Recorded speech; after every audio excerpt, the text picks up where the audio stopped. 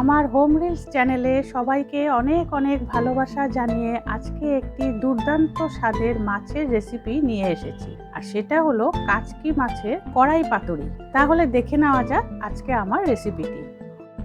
এখানে আমি 150 গ্রাম কাচকি মাছ খুব ভালো করে ধুয়ে নিয়েছি। দিয়ে দিয়েছি হাফ স্পুন নুন আর হাফ স্পুন হলুদের গুঁড়ো।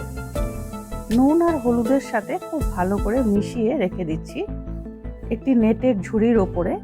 তাতে করে মাছের যে জলটা থাকবে সেটা কিন্তু বেরিয়ে যাবে। কাচকি মাছের বিশেষ কিছুই কাটার মতন থাকে না, কিন্তু খুব ভালো করে ধুতে হয়। খুব ভালোভাবে নুন হলুদ দিয়ে মেখে নিয়েছি, একটি ঝুড়িতে রেখে দিয়েছি আর নিচে একটি বাটি রেখে দিয়েছি। কাচকি মাছের এই নুন হলুদ জলটা যদি পড়ে যায় তাহলে কিন্তু তিতকুটে ভাবটাও চলে যাবে। এবার গ্যাস ওভেনে বসিয়ে দিয়েছি কড়াই, দিয়ে দিয়েছি রিফাইন অয়েল আর সরষের তেল দুটো মিক্সড করে। তেল গরম হওয়া পর্যন্ত অপেক্ষা করছি। কড়াই তেল সম্পূর্ণভাবে গরম হয়ে গেছে। এবার আমি অল্প অল্প মাছ তেলের মধ্যে ছেড়ে দিচ্ছি। আজকে কিন্তু এই কাচকি মাছ আমি বেশ কড়া করে ফ্রাই করছি, কারণ কাচকি মাছ যদি কাঁচা খাওয়া হয় তাহলে কিন্তু পেটের সমস্যা হতে পারে। সেই জন্য কড়া করে যদি আমরা কাচকি মাছকে ভাজি তাহলে বেশ কিছুদিন আমরা এই মাছকে ফ্রিজে রেখেও খেতে পারবো। সেই জন্য আমি ডিপ ফ্রাই করব। সম্পূর্ণ মাছগুলো ডিপ ফ্রাই হয়ে গেছে আর বেশ কিন্তু কুরকুরে হয়েছে। এর মধ্যে কিছুটা আমি রান্না করছি আর কিছুটা গরম গরম মসুর ডালের সাথে পরিবেশন করে দেব। এবার দুখানা পেঁয়াজকে রাফলি চপ করে তেলের মধ্যে দিয়ে দিচ্ছি আর 10 থেকে 12 কোয়া রসুন কুচি করে দিয়েছি। এবার ভালো করে মিক্সড করে লিড লাগিয়ে দিচ্ছি 2 মিনিটের জন্য। 2 মিনিট পর লিড উঠিয়ে একটু নাড়াচাড়া করে দিয়ে দিচ্ছি পরিমাণ মতো নুন। পেঁয়াজগুলো খুব সফট হয়ে গেছে। এবার দিয়ে দিচ্ছি হাফ স্পুন হলুদের গুঁড়ো, 1 চামচ লাল লঙ্কার গুঁড়ো আর 1 চামচ ধনের গুঁড়ো। খুব ভালো করে মিশিয়ে নিচ্ছি যাতে পেঁয়াজের সাথে সমস্ত মশলাগুলো খুব ভালো করে মিশে যায়। এবার দিয়ে দিচ্ছি একটা কুচি করে টমেটো।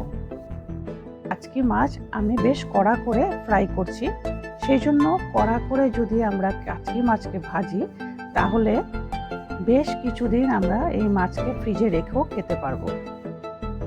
এবার সব কিছু যাতে ভালো মতন সফট হয়ে যায় এই জন্য লিডটা 2 মিনিটের জন্য লাগিয়ে দিচ্ছি।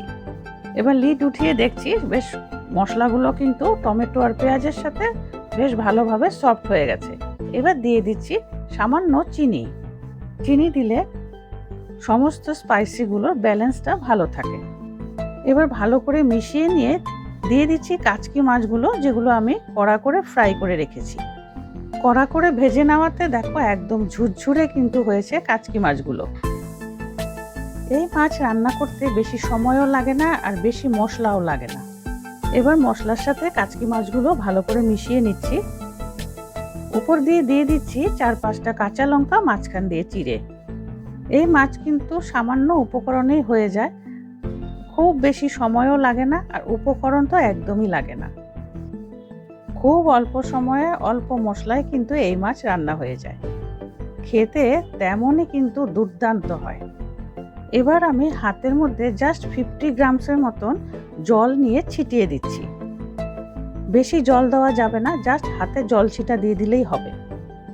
বলতে পারো এটা কাচকি মাছের কড়াই পাতুরি।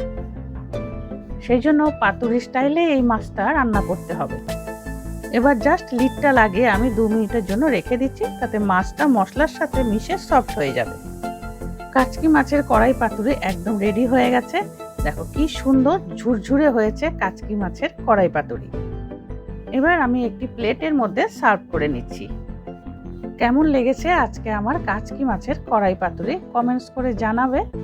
রেখে দিয়েছি সাথে কিছু ভাজা কাচকি মাছ আর গার্নিশিং করেছি গন্ধরাজ লেবু দিয়ে।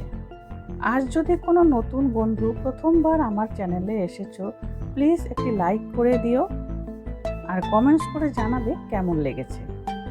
আর পাশে দেওয়া আছে বেল আইকন, ক্লিক করে অন করে দেবে, তাহলে আমার নেক্সট ভিডিওর নোটিফিকেশন তোমার কাছে পৌঁছে যাবে। আবার দেখা হচ্ছে আরেকটি রেসিপি ভিডিওর সাথে।